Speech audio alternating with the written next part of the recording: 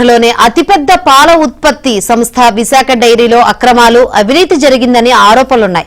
వీటిపై నిగ్గు తేల్చాలని AP assembly speaker Ayyanna Patrudu ఏకంగా సభా సంఘాన్ని ఏర్పాటు చేశారు. ఆడారి కుటుంబం రైతులను నిలువునా మోసం చేస్తూ కుటుంబమే డైరీ సొమ్మును దోచేసిందని పెద్ద ఎత్తున ఆరోపణలున్నాయి. ఈ నేపథ్యంలో విశాఖ డైరీలో ఏం జరుగుతుందనే విషయాలను సభా సంఘం బయటపెట్టనుంది.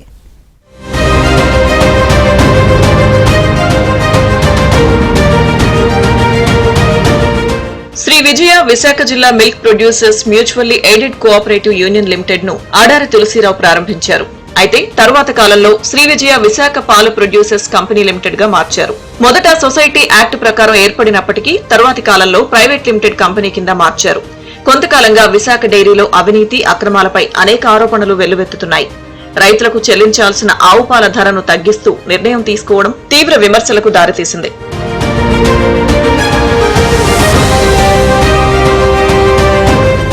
విశాఖ డైరీకి చెందిన రైతులు ఆందోళనకు దిగడంతో ఇటీవల జరిగిన అసెంబ్లీ సమావేశాల్లో దీనిపై చర్చ జరిగింది. టీడీపీ ఎమ్మెల్యేలు పల్లా శ్రీనివాసరావు, వెలగపూడి రామకృష్ణబాబు ఇదే అంశాన్ని సభలో లేవనెత్తారు.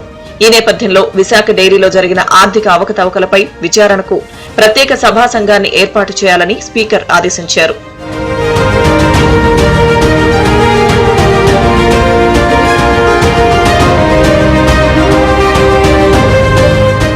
₹2,000 కోట్ల టర్నోవర్ కలిగిన విశాఖ డైరీ మొదటిసారిగా నష్టాల్లోకి వెళ్లింది. దీనికి ప్రస్తుత చైర్మన్ అడారి ఆనంద్, అతడి కుటుంబ సభ్యులే కారణమని జనసేన కార్పొరేటర్ మూర్తి యాదవ్ ఫిర్యాదు చేశారు. పాడి రైతుల సొమ్మును తమ సొంతానికి మళ్లించుకున్నారని ఆయన ఆరోపణలు చేశారు. వైసీపీ హయాంలో అడారి కుటుంబం రాజకీయంగా చేసే ప్రతి పనికి విశాఖ డైరీ నిధులే తరలించారని, సిద్ధం సభలకు విశాఖ డైరీ మజ్జిగ ప్యాకెట్లు పంచి డైరీ సొమ్ము వైసీపీ పాలు చేశారని ఆయన ఆరోపించారు. 1995లో MACS mutual aided cooperative society act లోకి తీసుకురావడం, మళ్ళీ 2006లో విశాఖ డైరీని కాస్త కంపెనీ యాక్ట్ లో తీసుకురావడం, ఇదంతా కూడా ఒక ప్రణాళికలో భాగంగానే విశాఖ డైరీ సంపదను దోచుకోవడానికే ఆడారి ఆనంద్ కుటుంబ సభ్యులందరూ కూడా పన్నాగం పన్నారన్నది ఇవాళ సుస్పష్టం అయింది.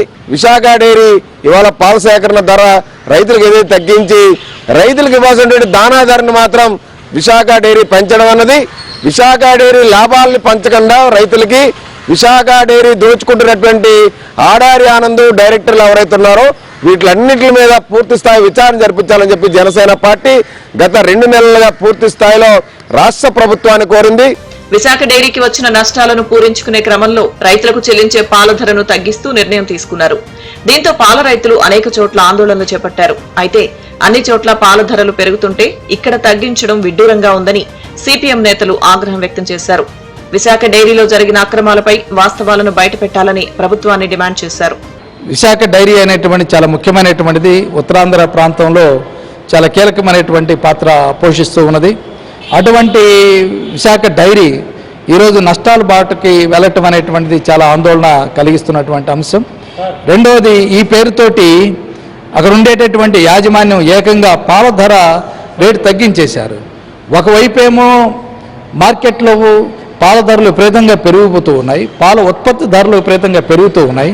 కానీ డైరీ యాజమాన్యం ఏమో రైతులకు ఇచ్చేటటువంటి లీటర్ ధరకి రేటు తగ్గించేసి అన్యాయం చేయటం సరైనటువంటిది కాదు. తగ్గించినటువంటి రేటుని వెంటనే పునరుద్ధరించాలనేటువంటిది కూడా మేము డిమాండ్ చేస్తున్నాం.